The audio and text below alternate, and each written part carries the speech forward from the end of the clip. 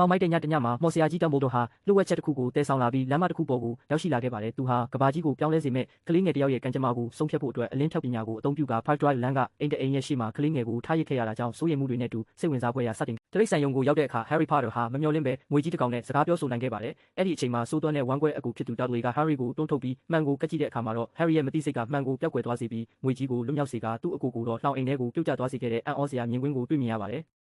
Harry ရဲ့12နှစ်ပြည့်မွေးနေ့ညမှာမုန်တိုင်းတွေတိုက်ခတ်နေပြီးလူသူမရှိတဲ့ကျုံးပေါ်ကအိမ်ဟောင်းလေးတွေကိုလူကောင်ကြီးမတဲ့ Hagrid ကတကားကိုရိုက်ချိုးပြီးဝင်ရောက်လာပါတယ်။သူဟာ Harry ကိုမွေးနေ့ကိတ်မှုတစ်ခုပေးအပ်ခဲ့ရုံနဲ့မကပဲ Harry ဟာတာမန်လူမဟုတ်ပဲမော်ဆရာတစ်ယောက်ဖြစ်ကြောင်းပထမဆုံးအကြိမ်စတင်ပြောပြခဲ့တဲ့အခိုက်အတန့်ဟာ Harry ရဲ့ဘဝကိုထာဝရပြောင်းလဲစေခဲ့ပါတယ်။ Hagrid ဟာ Harry ကိုမော်ပစ္စည်းတွေဝယ်ယူဖို့အတွက် Diagon Alley လို့ခေါ်တဲ့ထူးဆန်းတဲ့မော်ဈေးတန်းစီကိုခေါ်ဆောင်သွားခဲ့ပါတယ်။အုတ်နံရံကြီးကအလိုလျောက်ပွင့်ဟာသွားပြီးနောက်ွယ်မှာရှိနေတဲ့အံ့ဩစရာကောင်းတဲ့မော်လောကကြီးကိုမြင်တွေ့လိုက်ရတဲ့အခါမှာတော့ Harry ဟာသူ့ရဲ့ဘဝသစ်ကိုစတင်ဖို့အတွက်ရင်ခုန်စိတ်လှုပ်ရှားဖွယ်ရာတွေနဲ့ပြည့်နှက်နေပြီးမော်ပစ္စည်းမျိုးစုံကိုစတင်လေ့လာခဲ့ပါတယ်။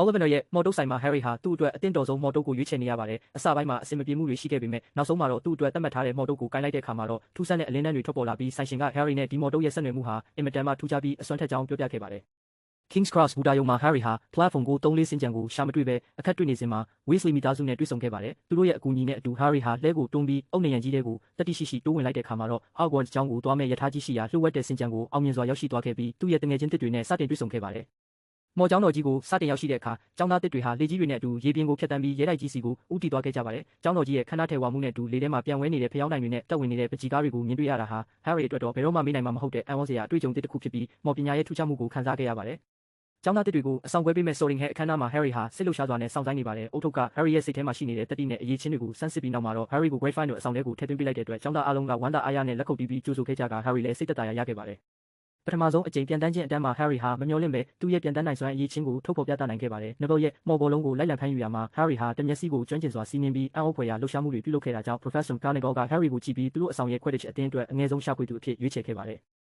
မင်းကလေးအိမ်သားထဲမှာအီယာမ Troll ကြီးတစ်ကောင်က Hermione ကိုတိုက်ခိုက်ဖို့ကြိုးစားနေစဉ်မှာ Harry နဲ့ Ron တို့ကအချိန်မီရောက်ရှိလာခဲ့ပါတယ်။ Harry က Troll ကြီးရဲ့နှာခေါင်းထဲကိုမော်တုံးနဲ့ထိုးထည့်လိုက်ပြီး Ron ကတော့ Wingardium Leviosa ကားထားကိုအသုံးပြုကာ Troll ကြီးကိုသတိလစ်သွားအောင်ပြုလုပ်နိုင်ခဲ့တာကြောင့်သူတို့၃ယောက်ဟာအရင်နီးဆုံးတငယ်ချင်းကောင်းတွေဖြစ်သွားကြပါတယ်။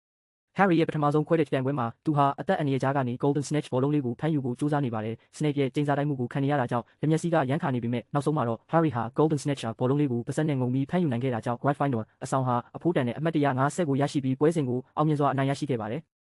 လှုပ်ဝက်ချက်တွေကိုဖော်ထုတ်ဖို့ကြိုးစားရင်း Harry, Ron နဲ့ Hermione တို့၃ယောက်ဟာအီယာမ Wizard's Chess ခုံကြီးပေါ်မှာအသက်နဲ့ရင်းပြီးကစားခဲ့ကြရပါတယ်။ Ron ဟာသူ့ရဲ့တငယ်ချင်းတွေရှေ့ဆက်သွားနိုင်ဖို့အတွက်ကိုအနစ်နာခံပြီးစစ်တူရင်ရုပ်ကြီးရဲ့တိုက်ခိုက်မှုကိုခံယူခဲ့ပါတယ်။ Harry ဟာ Ron ရဲ့ဆွန့်လွတ်မှုကိုကြည့်ပြီးစိတ်မကောင်းဖြစ်ပေမဲ့နောက်ဆုံးခန်းစီကိုတတိရှိရှိတယောက်တည်းရှေ့ဆက်သွားခဲ့ပါတယ်။နောက်ဆုံးခန်းမှာ Harry ဟာ Professor Quirrell နဲ့ရင်ဆိုင်ခဲ့ရပြီးသူ့ရဲ့ခေါင်းနောက်ွယ်မှာပုန်းအောင်းနေတဲ့ Voldemort ကိုတွေ့ရှိခဲ့ပါတယ်။ Voldemort က Harry ကိုတတ်ဖို့ကြိုးစားပေမဲ့ Harry ရဲ့မိခင်ပေးခဲ့တဲ့ချစ်ချင်းမေတ္တာအကာအကွယ်ကြောင့် Harry က Professor Quirrell ကိုထိလိုက်တဲ့အခါတိုင်း Quirrell ရဲ့ခန္ဓာကိုယ်ဟာပြအဖြစ်ပြောင်းလဲပြီးပျက်စီးသွားခဲ့ကာ Harry ဟာမော်ကြောက်တုံးကိုကာကွယ်နိုင်ခဲ့ပါတယ်။စာတင်နှစ်ပြီးဆုံးသွားတဲ့အခါမှာတော့ Harry နဲ့သူ့ရဲ့တငယ်ချင်းတွေဟာ Hogwarts ကျောင်းတော်ကြီးကိုနှုတ်ဆက်ပြီးအိမ်ပြန်ဖို့အတွက်ရထားပေါ်ကိုတက်ခဲ့ကြပါတယ်။ Harry ဟာအခုဆိုရင်အထီးကျန်တဲ့ကလေးငယ်တစ်ယောက်မဟုတ်တော့ပဲသူ့ကိုချစ်ခင်တဲ့တငယ်ချင်းတွေနဲ့အတူပျော်ရွှင်စရာကောင်းတဲ့အမှတ်တရတွေကိုတည်ဆောင်ပြီးနောက်ထပ်စွန့်စားခန်းတွေအတွက်အသင့်ဖြစ်နေကကျောင်းတော်ကြီးကို